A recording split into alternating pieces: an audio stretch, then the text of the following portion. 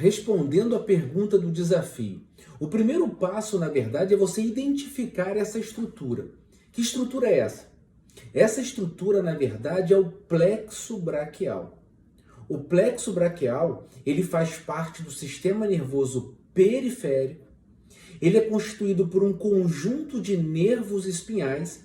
Esses nervos espinhais que têm relação com a intumescência cervical lá na medula espinhal, que é a origem desses nervos.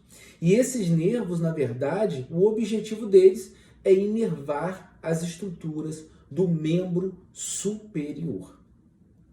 O plexo braquial, ele tem origem em quais segmentos, em quais raízes?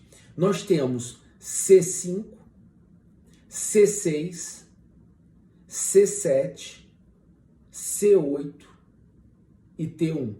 Então, o primeiro conceito importante para guardar desse desafio é o seguinte: o plexo braquial, ele é formado por raízes de C5 a T1. Pessoal, isso é muito importante. É muito importante na prática neurológica, na avaliação, para você entender o exame neurológico do seu paciente.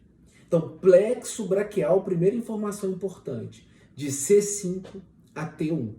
Então, vamos com bastante calma para que a gente possa entender essas estruturas e matar o desafio, que é identificar essas 10 estruturas. Então, vamos lá, pessoal. Nós temos C5, C6, C7, C8, T1. Observe o seguinte: C5, ele se une com C6, tá? E vai formar o que a gente chama de tronco superior. C7 não se une com ninguém, então C7 vai formar o tronco médio. E C8 se une com T1 e vai formar o tronco inferior. Até aí, numa boa. C5, C6 se une, forma o tronco superior. C7 não se une com ninguém, tronco médio. E C8, T1 se une, formando aí o tronco inferior. Então, nesse momento do plexo braquial, nós temos tronco superior, médio e inferior. O que eu quero que vocês percebam agora é o seguinte, que cada tronco desse vai se dicotomizar em uma porção anterior e uma porção posterior. Ou, como você preferir, uma divisão anterior e uma divisão posterior. Percebam o seguinte, olha o detalhe. A divisão posterior do tronco superior, a divisão posterior do tronco médio e a divisão posterior do tronco inferior, observe, elas se unem. As divisões posteriores dos 3 troncos vão se unir para formar o que a gente chama de fascículo posterior. Fácil. Então, as divisões posteriores já está resolvida. Se uniram com elas e formaram o fascículo posterior. Olha que fácil. Divisões posteriores dos troncos formam o fascículo de mesmo nome, o fascículo posterior. Tudo bem. Agora, e a divisão anterior?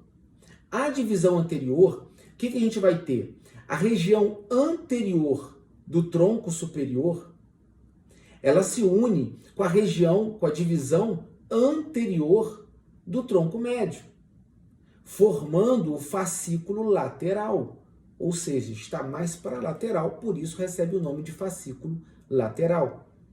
Da mesma forma agora que sozinho, a divisão anterior do tronco inferior forma o fascículo medial, porque é uma estrutura mais medial.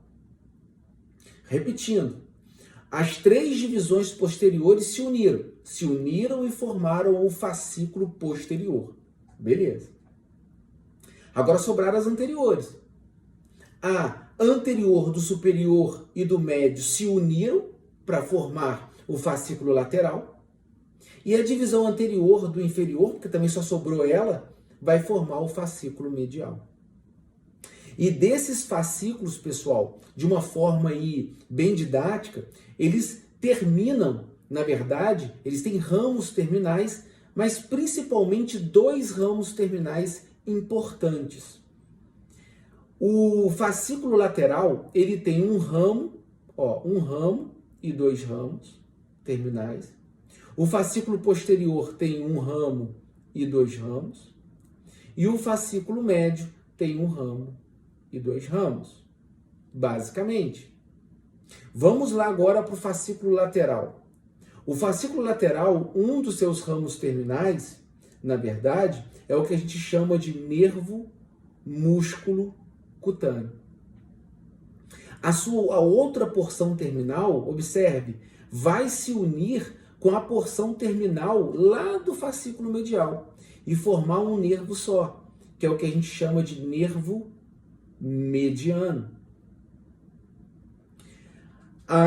O ramo terminal, o outro que sobrou do medial, vai formar o nervo ulnar. E por fim, a região posterior deixa 2 ramos, ou seja, um ramo que é o nervo axilar e o outro ramo que é o nervo radial. E dessa forma, a gente mata aí as estruturas que foi pedida no desafio. Então, a estrutura 1, 2, 3, 4, 5 é fácil. Por quê? É C5, C6, C7, C8, T1. C5, C6, C7, C8, T1, que é a formação do plexo braquial. E as outras 5 estruturas, para a gente formar 10, são esses nervos terminais, que é o nervo músculo cutâneo, o nervo axilar, o nervo radial, o nervo mediano e o nervo ulnar. Pessoal, estudando, analisando, entendendo passo a passo a formação do plexo, as raízes que formam o plexo, a formação dos troncos, as formações das divisões anteriores e posteriores, a formação dos fascículos e os ramos terminais, você consegue entender facilmente essas estruturas.